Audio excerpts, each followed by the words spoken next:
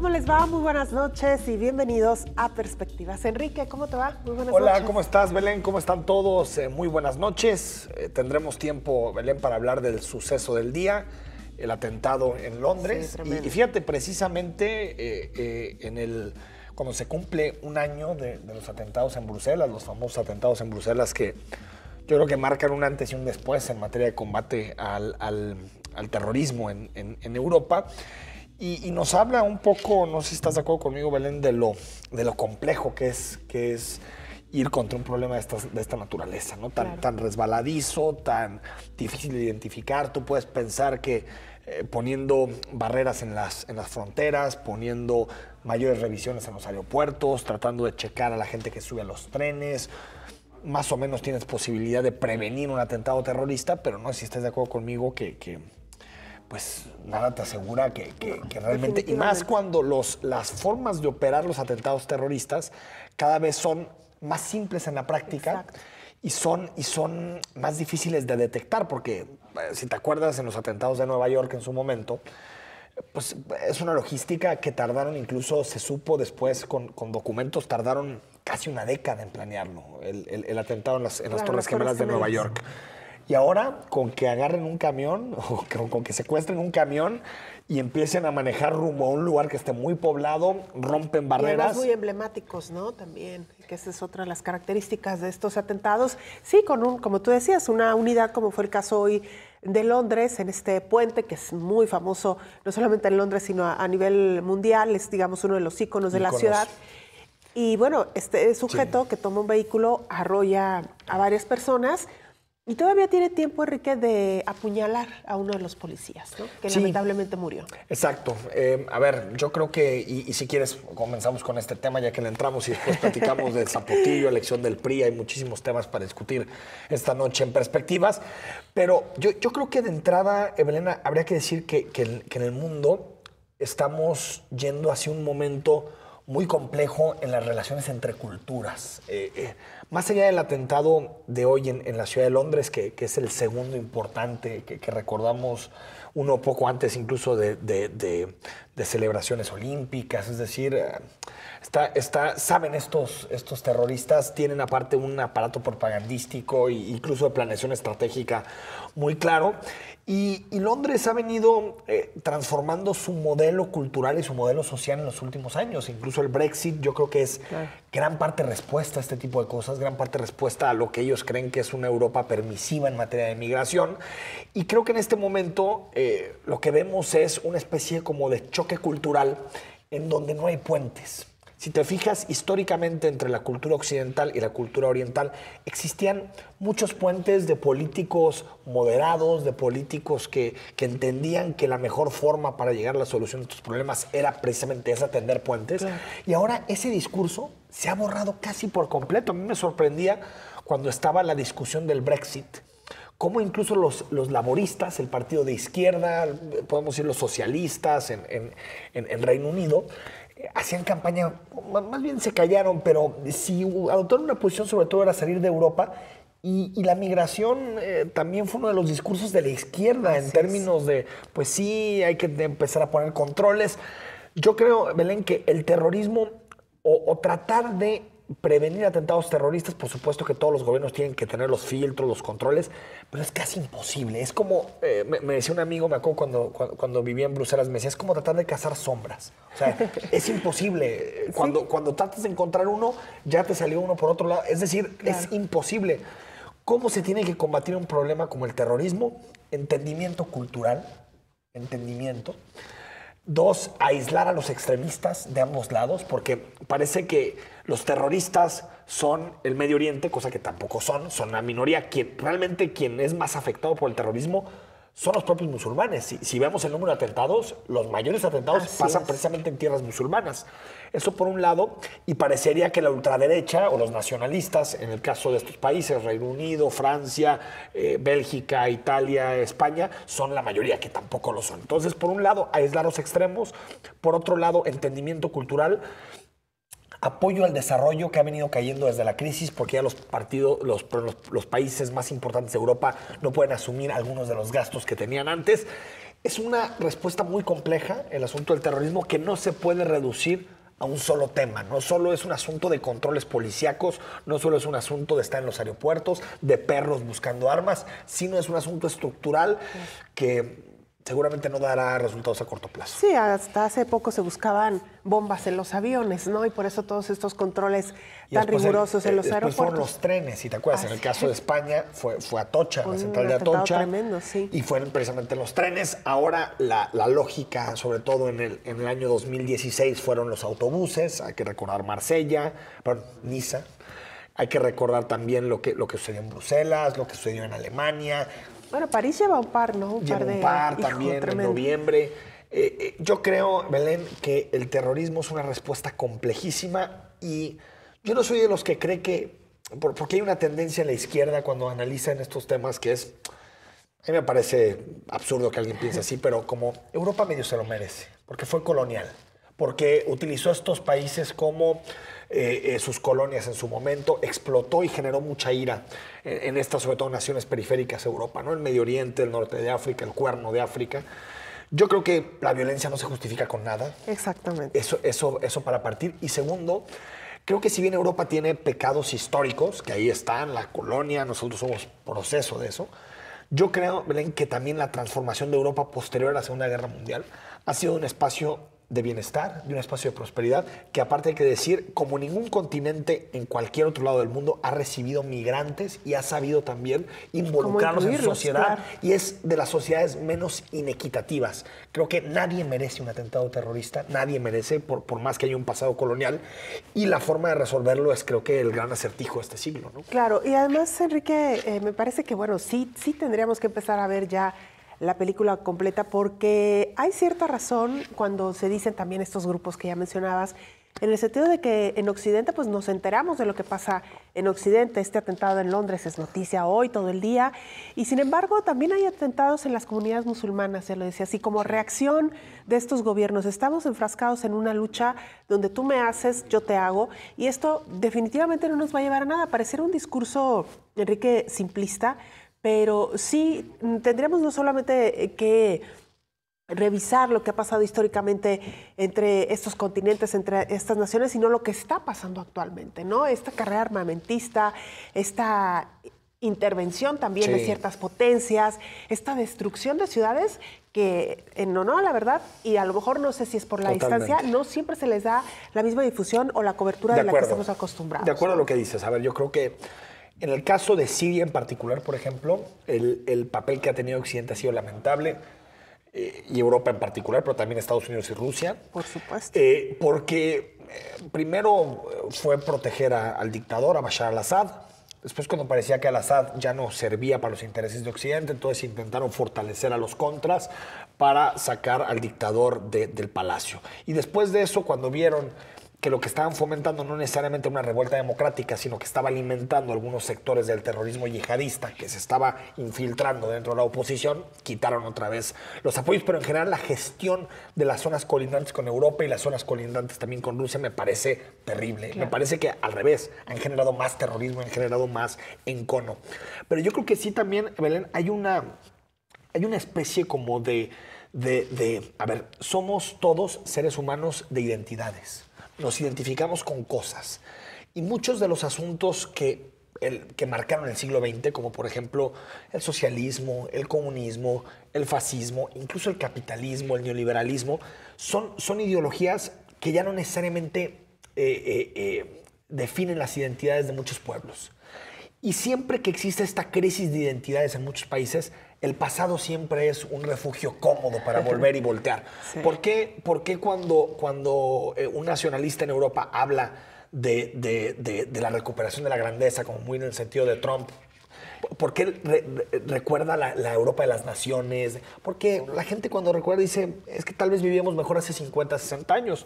O también qué sucede en los países de Medio Oriente cuando se recuerda ciertas etapas supuestamente del desarrollo histórico de las culturas milenarias de estas zonas del mundo. Es decir, creo que estamos en un momento de repliegue en que hay un proceso lento pero gradual de desglobalización. Y eso nos puede llevar, sí, a ciertas cosas positivas, como por ejemplo tener una economía más justa, con aranceles donde tenga que haber, pero también nos puede llevar a un momento en el que se sospeche de todo el que es distinto. Claro. Y creo que el mundo, en lugar de acercarse, yo me acuerdo perfectamente de esta iniciativa que en su momento tuvo el expresidente de España, José Luis Rodríguez Zapatero, que le llamaban el puente intercultural, con Khatami, con el ex, digamos, presidente de Irán. Y ese tipo de entendimientos culturales ya no están. Ya no hay nadie que esté propiciando ese tipo de cosas. Claro. Incluso quien la trata de propiciar parece un ingenuo. ¿No te das cuenta del mundo en el que vivimos? Es un mundo de enfrentamientos culturales, identitarios. Y sí faltan ese tipo de personajes que servían de puentes entre civilizaciones que me parece que en este momento no existen. Y me temo que vamos a un mundo de fortalezas, donde las fronteras vuelven a ser importantes, donde las revisiones, donde si tú con cierto color de piel caminas en un lugar, eres señalado, donde si eres un extranjero existe la tentación de la xenofobia. Todo eso que pensamos que era parte de la parte más oscura del siglo XX, creo que hay ciertos nuevos bríos en ese tipo de temas, ¿no? Totalmente y tristemente, Enrique. Y creo que en Occidente también los que no sentimos que el terrorismo es algo tan cercano, porque en México no lo sentimos, pero sí tenemos que entender por qué surge el terrorismo. Y sí tenemos que entender dónde están esas comunidades, qué han pasado, cuál ha sido la humillación, por qué hay familias destrozadas por la guerra, por qué existieron comunidades que han desaparecido. Fratricidios tremendos donde entre tribus mataron. Es decir, es un complejo, un rompecabezas que sí, Occidente se encargó también de descomponer, cosa que tampoco amerita ni justifica ningún tipo de atentado terrorista. Claro, ¿no? Totalmente. Bueno, Enrique, vamos a nuestra primera pausa. Y seguimos platicando. Regresamos con más.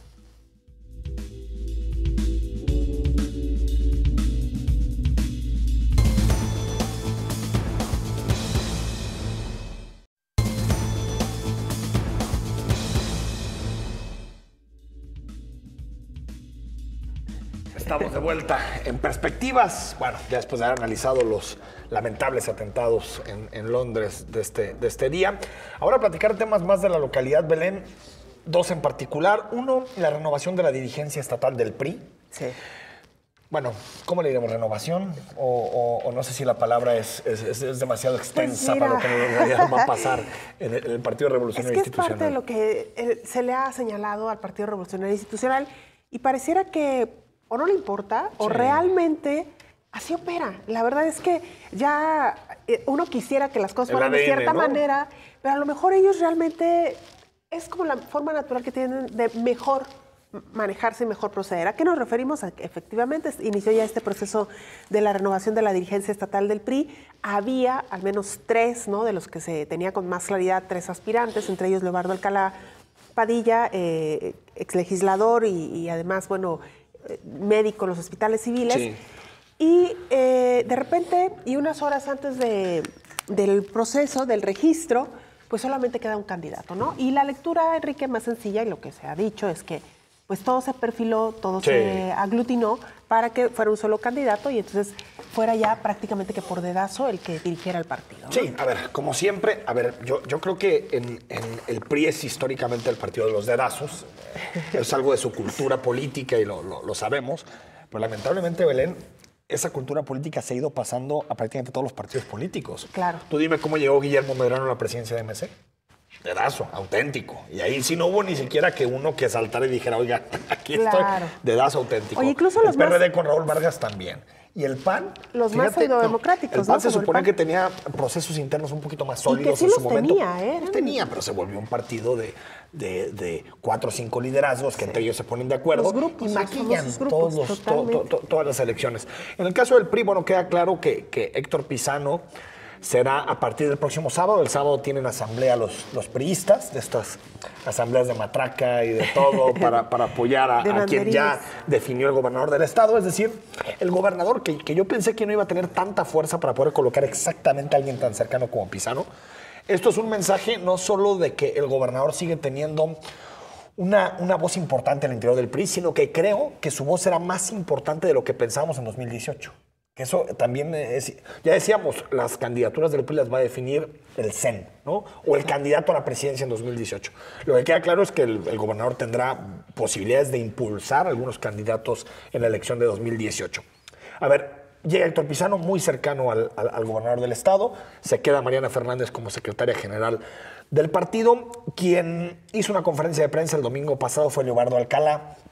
Creo que Leobardo Alcalá levantó la mano pues, para tratar de negociar algo, sobre todo el grupo de la Universidad de Guadalajara, pero en realidad Leobardo Alcalá nunca tuvo ninguna posibilidad de ser el presidente del PRI, nunca lo tuvo, porque aparte hay que decir, y lo hemos dicho en muchas ocasiones, Belén, que el grupo de la Universidad de Guadalajara está más cercano en este momento a Movimiento Ciudadano que realmente al Partido Revolucionario Institucional, ¿no?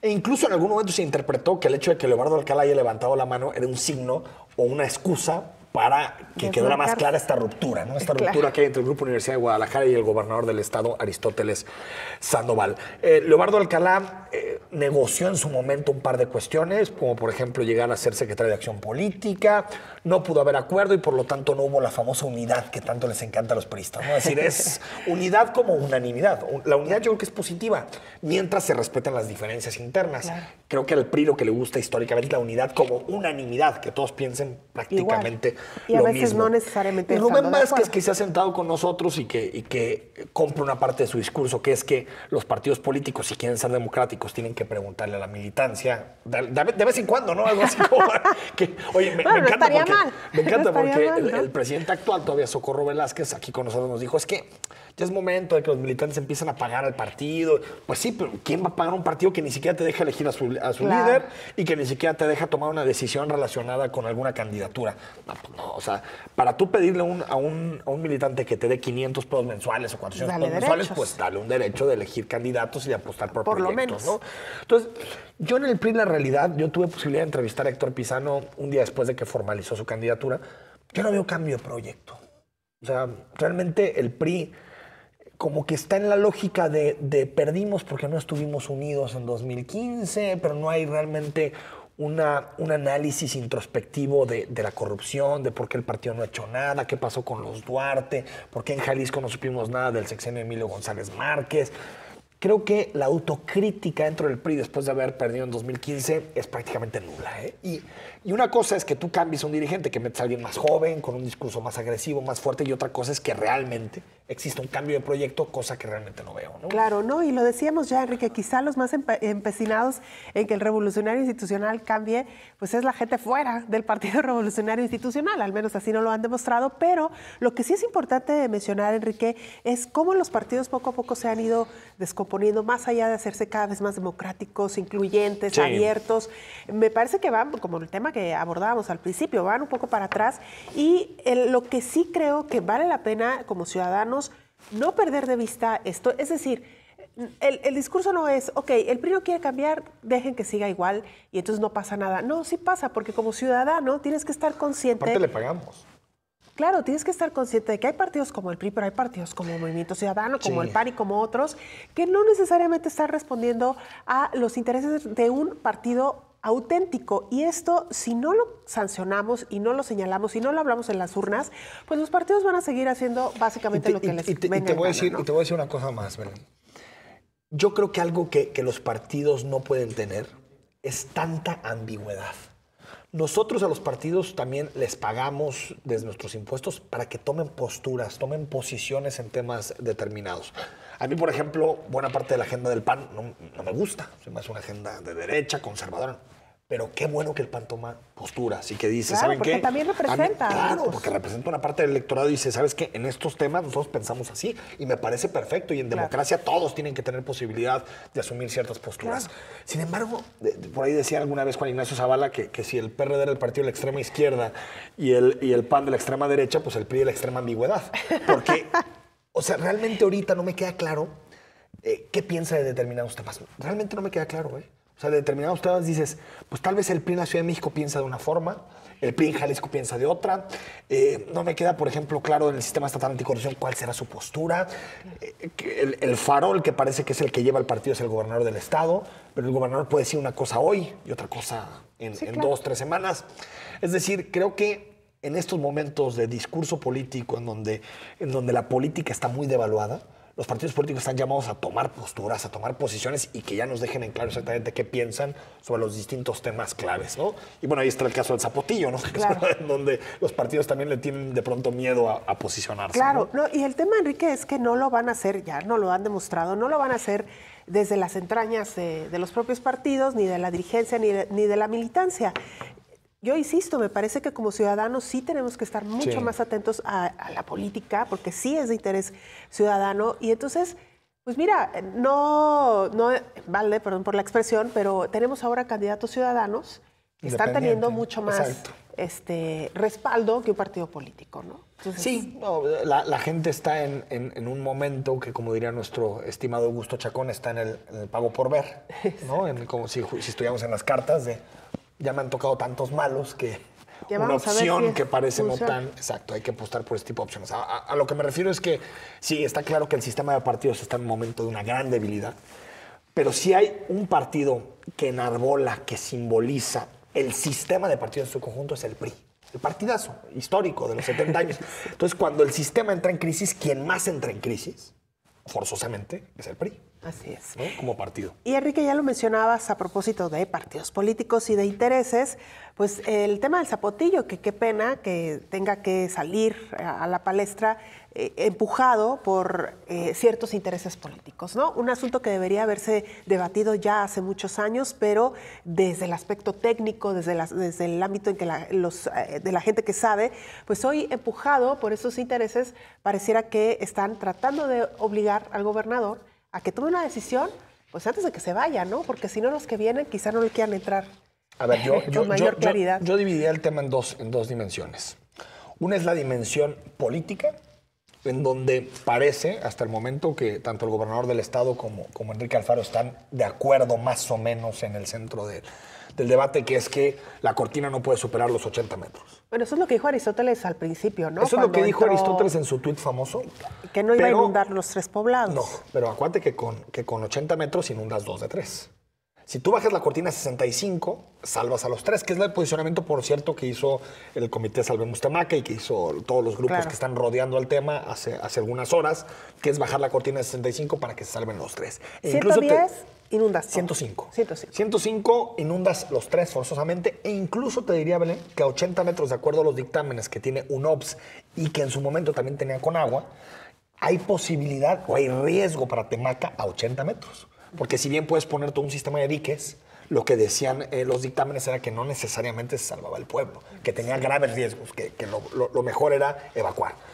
Por lo tanto, me parece un proyecto, 11 años que cumple, un proyecto pésimamente gestionado, socialmente muy mal analizado, nunca se llegaron a acuerdos. Yo soy de la idea de que un derecho humano de tercera generación, y esto no me lo invento yo, está clarísimo en lo que ha dicho Naciones Unidas, el hecho de mantener el lugar donde vives, el pueblo, tu tierra, y que no ser despojado de ahí, es un derecho humano de tercera generación en prácticamente todas las resoluciones. Y la Suprema Corte, si te fijas en todos los conflictos ambientales, siempre ha fallado a favor de los pobladores, porque creen el principio pro persona. Entonces, hay 2 vías dentro de lo jurídico. La suspensión, que es la que está operando en este momento, y por lo tanto no se puede crecer la cortina más allá de los 80 metros, está en 78 punto y cacho. Y está la segunda parte que creo que la Corte ya se está tardando mucho en entrarle, que es la parte de fondo. Porque de pronto este discurso jurídico se entrampa. A ver, la Corte nunca ha dicho que el Zapotillo es inconstitucional. Nunca lo ha dicho.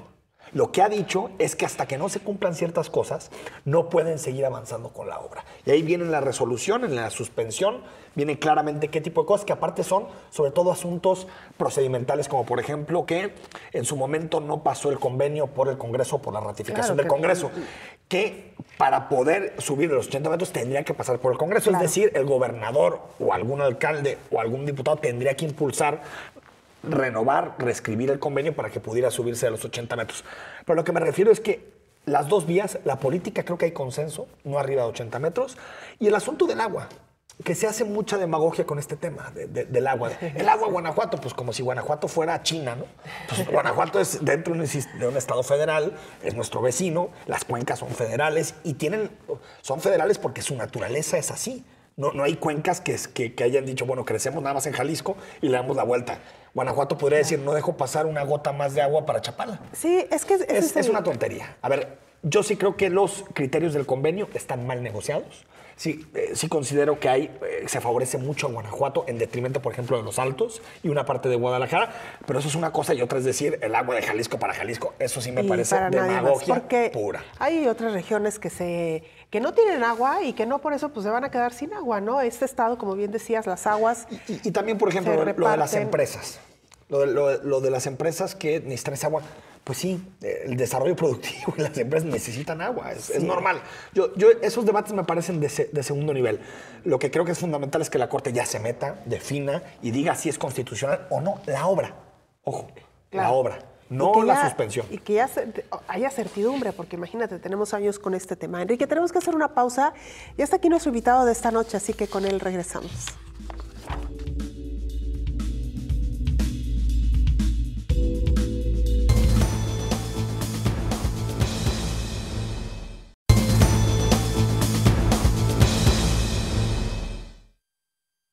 Jalisco ya no cabe en los estereotipos del pasado. Hoy, la sociedad jalisciense es más heterogénea, diversa y compleja de lo que solemos pensar. Es una sociedad apartidista, medianamente religiosa y algo egoísta. No somos los apáticos de antes, o al menos esa tendencia cambia en los últimos años. No somos confiados y nos preocupa la economía y la seguridad. Todas estas tendencias las encontramos en el estudio Visión de Futuro de los Jaliscienses, elaborado por la empresa La Marca Lab, con la colaboración del doctor Jorge Rocha. Esta noche en Perspectivas discutimos sus principales hallazgos.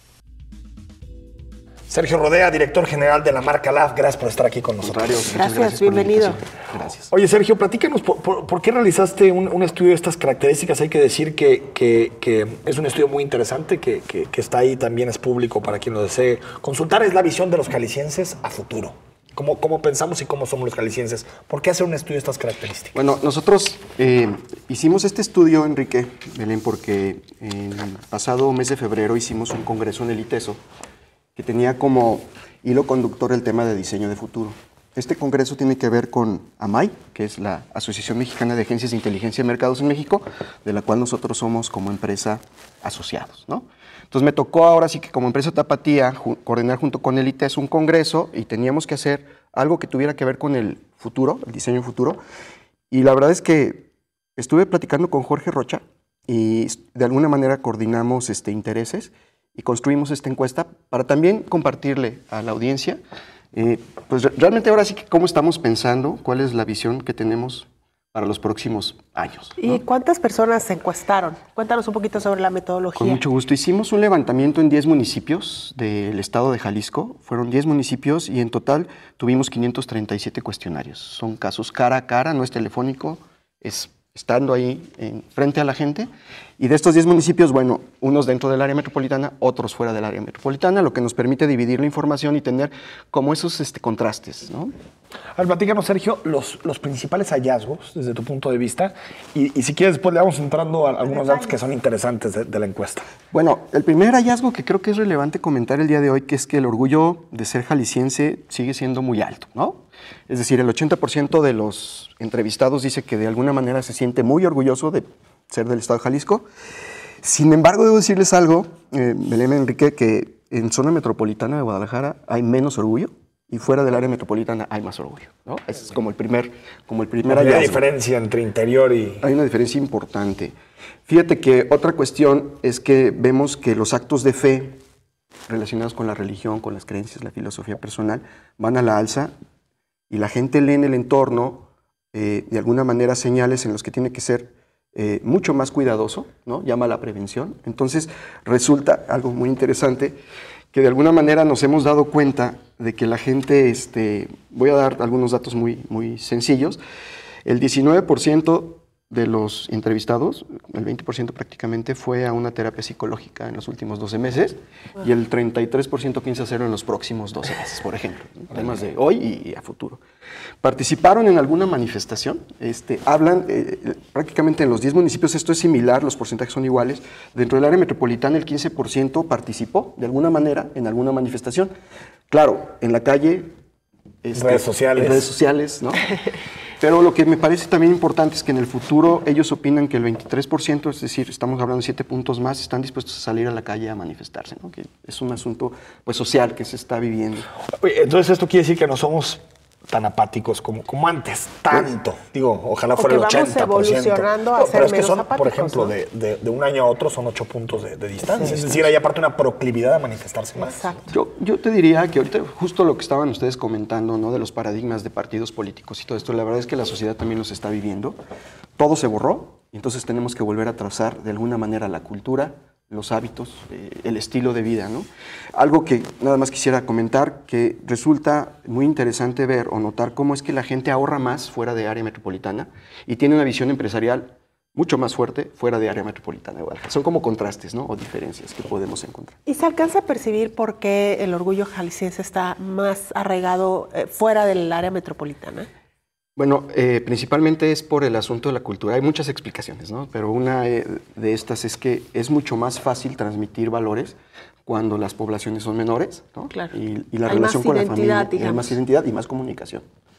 Esa es una de las. Que también se desprende de tu encuesta, Sergio, que estamos dispuestos a tomar medicina alternativa. Sin duda. A participar, Qué como bueno. decías, en alguna procesión religiosa y hasta, fíjate, Elena, hasta hacer una manda. Pues, oye, a mí, cuando me juntas estas tres, digo, pues, qué persona tan heterogénea, ¿no?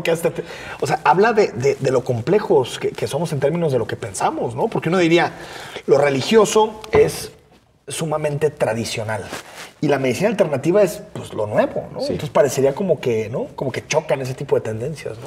Fíjate que cuando hacemos los contrastes, dentro del área metropolitana de Guadalajara, solamente un 30% de alguna manera realizó una procesión religiosa. Pero fuera es el 50%. Sí, claro. Esa es la mitad. Los grandes santuarios, ¿no? Muchos están fuera. Que eso comentábamos en algún momento con Enrique, que, bueno, yo insisto, este documento lo pueden descargar en la página web, no tiene ningún costo, por supuesto. Lo interesante de esto es que hay muchas oportunidades para Jalisco, ¿no? Una de ellas era el turismo religioso, del que comentamos en alguna ocasión. Sí. Otra es el tema justamente de la cultura de la democracia.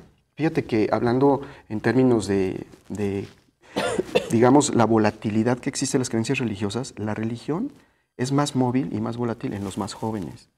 Pero la política y los valores democráticos es más volátil con los mayores de edad, ¿no? Es decir, hay diferencias interesantes por ahí que podemos contrastar. Es contraintuitivo, porque incluso yo me acuerdo que platicando con gente mayor, había votado casi por el mismo partido siempre, ¿no? Siempre. Y no cambiaba mucho, pero qué interesante que ahorita en un fenómeno más de dispersión, de fragmentación electoral.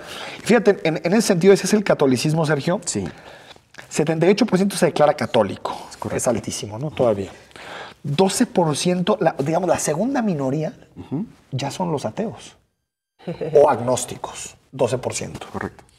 Y 7% protestante. Este 78%, no sé si alcanzaste a medir alguna intensidad. O sea, ¿es un católico intenso o es un católico más bien de nada más de decir que es decirlo, me católico? educaron en una escuela católica, ¿no? Bueno, justamente la pregunta no la hicimos si profesabas o no una religión. Más bien la idea fue, ¿con cuál religión te identificas más? Entonces el 78% dice que se identifica más con la religión católica. No significa que la practique y tampoco significa necesariamente que sea light, ¿no? Es decir, que no la practique, que no la ejerza. Lo que sí me parece interesante es que las mandas religiosas, hablando justamente de religión, si nosotros vemos el que realizó una manda religiosa fue el 30% fuera de ciudad, área metropolitana, y solamente el 15% dentro de área metropolitana. Es decir, las creencias siguen estando ahí, ¿no? Claro, muy marcadas. Y ahora, ¿por qué hay tantos jaliscienses que no se están identificando necesariamente con las prácticas democráticas? Bueno, en realidad las respuestas son muy reveladoras, porque básicamente dicen, dejé de creer en los partidos. O sea, la pregunta fue muy... ¿Cambiaron sus ideales políticos en los últimos 3 años? No estamos hablando específicamente de democracia. Y entonces dicen, el 34% dice, sí cambiaron en los últimos 3 años. Pero no solo eso, Belén. Cuando preguntamos, ¿y usted piensa cambiar? ¿Tiene la intención de cambiar sus hábitos o sus ideales políticos? Hay otro 31% que dice que sí. Entonces estamos hablando de un 65% que no tiene una identidad en este momento o una solidez respecto de sus ideales. Y las razones que preguntas son: dejé de creer en los partidos, ya no le doy importancia a la política, o cambié de partido, que es también muy grande y muy importante. Que era un poco lo que hablábamos en el anterior segmento. Los cambios de los partidos políticos quizá deberían de ser empujados más por los ciudadanos, y esta encuesta nos dice que está siendo así. Es decir, esta fidelidad que antes mantenían los ciudadanos hacia un mismo partido, pues ya no. No, se está cayendo, queda claro. Y por eso incluso en la cápsula decía que cada vez el jalisciense es más apartidista. Pero también entender, yo creo que los partidos no lo entienden, la forma en que operan los jóvenes y los nuevos electores, ¿no? Así es. Que si la revolución industrial trajo consigo, por ejemplo, los partidos laboristas, socialistas, de masas, ahora la revolución tecnológica también va a transformar a los partidos, por supuesto. Ya son partidos más comunicación, con menos masas, menos un asunto de grandes principios, y eso los partidos como que se me hace que no lo han entendido por ningún lado, ¿no? Y no solo eso, los hábitos de consumo de medios, o sea, cómo los alcanzas, cómo les llegas. Hablamos de las generaciones de menos de 20 años, ¿no? Los centennials, luego los millennials, y luego... Es decir, cada grupo tiene un hábito completamente diferente. No solamente las creencias, sino la manera en cómo vive los medios, cómo se comporta y en lo que cree. Es que da mucha esperanza, perdón, Belén, el asunto del voto, que arraigado está. O sea, la gente sigue votando, a pesar de que tenemos altos niveles de abstencionismo. Pero fíjate, en la elección a las intermedias sí, pero en las de gobernador, pues 63%, claro. Es muy positivo, ¿no? Sí, y además, bueno, ya nos mencionabas precisamente esto, la forma en que los jóvenes se relacionan con la política, y no sé qué tan complejo sea explicarlo desde el punto que ya mencionas. Son tan diferentes los jóvenes, o sea, decir jóvenes es hablar ya de tantos grupos, claro. Pero hay algo que nos refleje cómo se relacionan con la política los jóvenes. Bueno, hay varios temas que podríamos abordar. Primero, yo debo decirte, la política solamente, o preocupa principalmente a los mayores de 40 años, ¿eh? O sea, es un tema. Realmente, debajo de los 40 importa menos, pero es interesante, los de 20 para abajo están más preocupados que de los de 20 para arriba. ¿Sí? Y entonces suceden fenómenos como el Brexit, o sea, hablábamos, oye, si estas personas no son activas, no tienen ideales políticos, no van a ir a votar, por lo tanto van a definir su manera de vivir los próximos 20 años, los mayores que ellos, que probablemente no les va a tocar vivir por lo que votaron. O sea, aquí un tema, ese es un asunto importante. La verdad es que sí es relevante para la sociedad activar a los más jóvenes, ¿no? ¿Y los partidos políticos cómo están entre los distintos segmentos de población? ¿Cómo están los partidos? ¿Quién es el partido que tiene más voto duro o tiene más simpatías? Bueno, no hicimos, por supuesto, pregunta de preferencias electorales, porque eso no era el objetivo, pero sí preguntamos identidad. Vamos a hacer rápidamente la revisión. Resulta que en los 10 municipios, hablando del conjunto, no se identifica con ningún partido el 47%. O sea, el 47% no se identifica con nadie. O sea. El PAN, con el PAN se identifica el 14%, que es una identidad similar a la del PRI. 14 y 14. El Movimiento Ciudadano tiene 12 puntos. Ya casi empatado. Sí, casi. Morena 4, PRD 3 y otros 6, ¿no? Lo que me parece que es muy importante. Esa es general, ¿va? Esa es la general, pero te platico, en área metropolitana de Guadalajara, el 50 no tiene ninguna identidad. Luego le sigue MC con 14 puntos, luego el PAN con 12 puntos y el PRI con 11 puntos, ¿no? Morena 5, PRD 3 y el resto son los 5 puntos que hacen falta. En el interior del estado es distinto. Ninguno 44, pero fíjate, en primer lugar está el PRI con 19 y el PAN con 17. Pero debo decirte algo, uno diría, ay, sí, claro, el PRI, ¿no? Todo lo que pasó con las elecciones de gobernador pasadas. Debo decirte algo, el mismo PAN fuera del área metropolitana tiene más voto duro, igual que el PRI. Es decir, son productos o partidos o marcas que han estado en la tradición, ¿no? Y que son más fuertes, más relevantes fuera de área metropolitana que dentro. Sí, son donde tienen sus bastiones, ¿no? Incluso en algunos municipios. Vamos a una pausa, regresamos con más de este tema.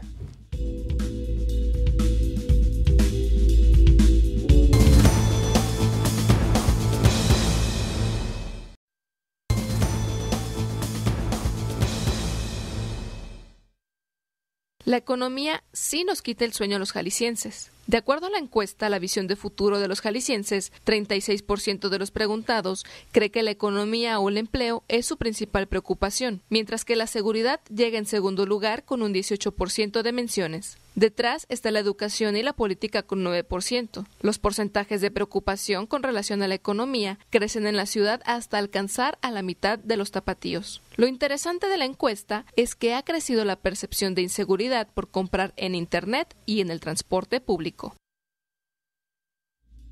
Oye, Belén, ahorita entramos a las preocupaciones, las principales preocupaciones de los jaliscienses, pero dejamos el asunto de la identificación partidista y nos decías en el corte, Sergio, que los jóvenes son los primeros que están dando este cambio hacia el no partidismo, digamos. Yo pensé que ibas a preguntarle por el fútbol. Ahorita ¿Y por qué no lo ahorita incluyeron dentro de hablamos. esta encuesta? Fíjate que voy a hacer una combinación rápida de dos preguntas. Primero, en las próximas elecciones, ¿piensa usted ir a votar? El 80% dice que sí, el 20% dice que no. Pero lo interesante es que de ese 20%, la mitad son jóvenes. ¿Sí? Que no van a ir a votar. Que no van a ir a votar. ¿Jóvenes menores de cuánto? De 25 O años. sea, los 25 menos años. interesados en votar son los jóvenes. Y luego cuando hacemos el cruce de la identidad partidista, podríamos llamarlo así, los jóvenes, el 60% no se identifica con nadie. O sea, el 60 es 20 puntos más de la gráfica general. Pero lo interesante es que la identidad de los jóvenes menores de 25 años, después de no me identifico con nadie, que es un 60, brincamos al PAN con un 15, al PRI con un 9 y a Movimiento Ciudadano con un 9. ¿No? O sea, Movimiento Ciudadano y el PRI están empatados en jóvenes. En jóvenes, Fíjate, eso sí, en los 10 municipios. No lo veía venir. En los 10 municipios entrevistados, ¿no? Sí, claro, claro. El adulto joven, que es de 25 a 39 años de edad, así como lo clasificamos, no se identifica con ningún partido el 46%, o sea, es mucho menos que el más joven. Y aquí hay un empate técnico entre PAN, PRI y Movimiento Ciudadano. Tienen 14 puntos los tres, ¿no? En el adulto joven, que sí se siente identificado, ¿no? Hay un montón que no. Y el adulto, el mayor de 40 años, el 40% no se identifica. Fíjate, es interesante. El adulto lo clasificamos nosotros como el mayor de 40 años. Primero, el 40% con ninguno, pero el segundo lugar está el PRI con 19. Luego está Movimiento Ciudadano con 15. Y luego está el PAN con 15. Entonces también sí ya viene un empate técnico, aunque el PRI se carga un poquito en ese grupo. Pero entonces, lo que sí queda un poquito claro de esta encuesta es que Movimiento Ciudadano, que tal vez no es la preferencia partidista en casi ninguno, la número uno, sí es tal vez el partido que, al menos en 2015, logró captar más a los independientes. Sin o sea, duda. logró captar a los que no tienen lealtades partidistas, que dicen apuesto por Movimiento Ciudadano. Sí, yo diría es eso, ¿eh? Es decir, la regla del juego es cómo vas a jugar con los que no tienen una identidad. Y llama la atención en el caso de los más jóvenes, pero quizá la explicación venga, Enrique, de que ellos ya nacieron con esta pluralidad de partidos, ¿no? Sí, entonces, de alguna manera, incluso algunos de ellos nacieron todavía cuando el PRI gobernaba. Hubo al menos en Jalisco, que es donde se ha aplicado esta encuesta, alrededor de ¿cuántos sexenios? Tres sexenios, 18 años, gobernados por Partido Acción Nacional. Y sería interesante ver cómo esta población está votando, ¿no? A lo mejor ahora ya no quiere saber nada del PAN y ahora quiere votar por el PRI. Los jóvenes que ya nacieron en ciudades gobernadas por Movimiento Ciudadano, habrá que ver cómo están reaccionando, ¿no? Sin duda. Fíjate que la manera en cómo vives, en la manera en cómo los medios te envían mensajes, tiene mucho que ver con tu estilo de vida respecto de preferencias de diferentes tipos, ¿no? Principalmente partidistas. Estamos hablando de que hoy día la cantidad de gente que se contacta con los medios a través de smartphone, en algunas ocasiones es mucho más grande el porcentaje que en los medios tradicionales, ¿no? Totalmente. Es decir, hay un tema ahí relevante. Después, pasemos a las preocupaciones. ¿Están de acuerdo? ¿Cuál es la principal preocupación de usted para el futuro? ¿No? El 20% en los 10 municipios habló de la economía, ¿no? La seguridad, con un 18%, está en segundo lugar, y la educación en un tercer lugar, al igual que el empleo, con un 9%. Si tú de alguna manera sumas la economía con otras respuestas que hubo como precio de la gasolina e inflación, estamos hablando de que un 36% de los 10 municipios se preocupa por la economía y solo de la seguridad el 18%, ¿no? A pesar de que hay asaltos, crímenes o lo que podamos estar viendo en los medios, porque también hacíamos una pregunta después, oiga, ¿usted o algún familiar de usted? Esta es no solo contigo, es ¿usted o algún familiar de usted ha sufrido un asalto en los últimos 12 meses? Dentro del área metropolitana, el 40%, 4 de cada 10. Híjole. Y fuera, 3 de cada 10. Sin embargo, aquí lo importante es lo que comentaba en algún momento con Enrique. Me parece, es mucho más marcada la preocupación de la economía en el área metropolitana de Guadalajara que de la seguridad, aunque hay más asaltados. Entonces, hay varias lecturas, pero una de ellas puede ser, nos estamos acostumbrando a la inseguridad. Eso es una posibilidad. Se está normalizando, ¿no? Es un problema que está ahí, ¿no? Y la economía, y aparte, ¿cuándo se levantó la encuesta? En enero. En enero, que el asunto de Trump y el asunto del gasolinazo y el asunto del dólar, pues era el tema, también el tema económico. Lo que se me hace también interesante, Sergio, es que no aparece la corrupción, que esta es una parte que me parece interesante porque hablamos de la corrupción en medios todos los días, discutimos del tema todos los días y no parece ser una gran preocupación. ¿Tú le das alguna lectura a esto? Bueno, cuando hicimos el desglose de los datos, la política está relacionada como una preocupación negativa. Cuando hablamos de negativos, cuando hablan de política, tiene que ver con la corrupción. Hijo, bueno. ¿Sí? De alguna manera son 7 puntos dentro del área metropolitana y fuera del área son 6 puntos, ¿no? Es decir, sí hay una preocupación, pero no es tan evidente como la vida inmediata. Hemos discutido mucho esto. A ver, la gente vive o su colonia o su trayecto de vida. Eso es lo que para ellos significa su ciudad. No es que tengan una visión holística de las cosas, ¿no? ¿Y será también, Sergio, que hay algunos temas de la vida cotidiana que siguen sin ser asumidos como corrupción? El hecho de que se privaticen las banquetas y que por lo tanto tengas que dar 10, 15 o 20 pesos a alguien para poder parar tu coche, o que le tengas que dar una mordida al de la basura para que pase por... Que tal vez decimos, esa es la forma en que se opera y no es una preocupación porque no lo asumimos como corrupción. Es un paradigma. Tal vez vemos corrupción y pensamos en el político que agarra el dinero y se lo mete a la bolsa, ¿no? Sí. No sé, si ahí también nos ha faltado a los medios hacer pedagogía de lo que significa corrupción. Es probable. Yo sí, lo que sí creo es que el paradigma es muy fuerte, ¿no? La columna que se discutía hoy sobre el tema de nuestro gobierno, nuestra corrupción, es súper relevante porque al final del día la gente también vive esa parte, ¿no? La mordida y todo esto. En la medida en que está normalizado es paradigmático y entonces no lo ves mal. O sea, es decir, como ciudadano, pero bueno. El punto aquí es que me parece muy relevante es, fíjense, dentro de la zona metropolitana de Guadalajara preocupa mucho más la educación que el empleo.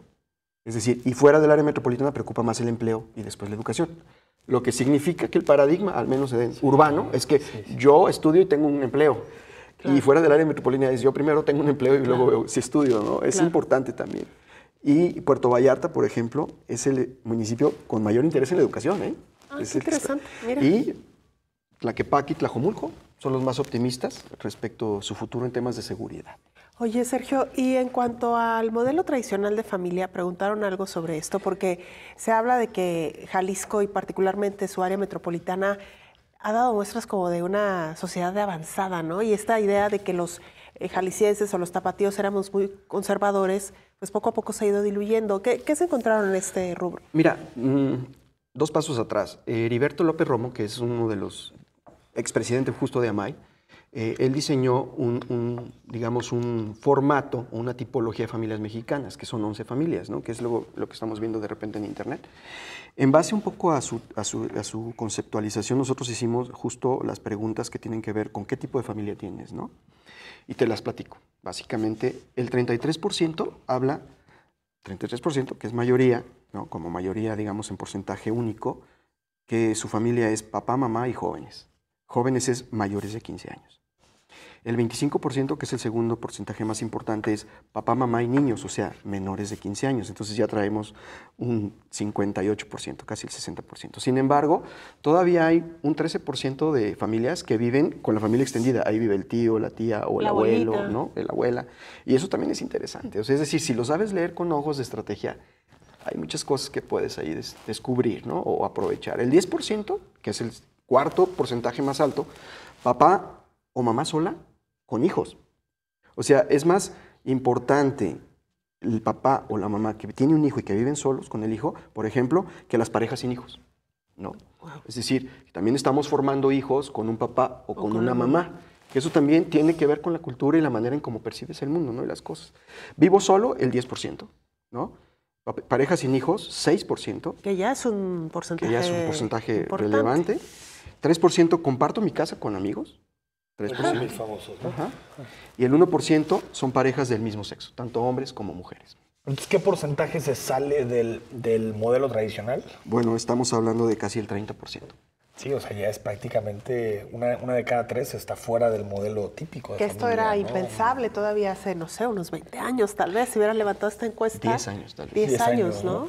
No sé, Sergio, de cara al futuro, y nos quedan algunos minutos ya para despedir, pero ¿qué tipo de consideraciones tendrían que estar tomando nuestros gobernantes, los partidos políticos, con esta sociedad? ¿No crees que siguen haciendo desde campañas hasta políticas públicas sobre la idea de una sociedad que creo que ya no existe del todo. Seguirá una parte, pero que no existe del todo. Bueno, sin duda, creo que, fíjate, bueno, no es un tema exclusivo de los partidos o del gobierno, es un tema incluso de las corporaciones, de las empresas, de las organizaciones, incluso las universidades, ¿no? La mitad de las carreras que se ofrecen hoy no existían hace 10 años, por ejemplo. Entonces, imagínate lo que tenemos nosotros que caminar más adelante que la ciudadanía para poderles hacer una oferta atractiva. El otro día, en Ciudad de México, platicaba yo con una amiga que tenemos allá. Ella llegó a una universidad en donde tuvo que crear cursos de 3 días. Wow. ¿Sí? Porque la gente ni va a comprometer su tiempo ni su dinero en más de eso, ¿no? Es decir, entonces, y son cursos de un contenido muy interesante, con profesores extranjeros, todo lo que tú quieras, pero son 3 días. Es decir, tenemos que reinventarnos. Eso, y como sociedad, Enrique. O sea, no es nada más, yo insisto, no es exclusivo del gobierno. Sin embargo, como el gobierno tiene esa alta visibilidad, bueno, pues entonces habrá que ver. Yo también tengo yo también les haría una pregunta a ustedes. Imagínense que ustedes llegan al gobierno, ustedes, y no pueden elegir a su equipo de operación del día a día, no puedes elegir a los equipos, como sucede de repente en los ayuntamientos, que hay una planta que ya está fija. Pues, o sea, qué difícil trabajar con alguien que el 80% es inamovible. No se mueve. Entonces, la verdad, en términos paradigmáticos, ¿cuáles son las posibilidades reales de generar un cambio allá afuera? Muy interesante la reflexión. Sergio, muchas gracias. Muchas gracias a ustedes por la invitación. Oye, el viernes, porque es viernes, hablamos de tequila. Hablamos de tequila con un súper personaje, Ramón González, director del Consejo Regulador, una charla que promete ser muy, muy interesante, no se la pierda. Gracias, Enrique. Hasta el viernes. Buenas noches.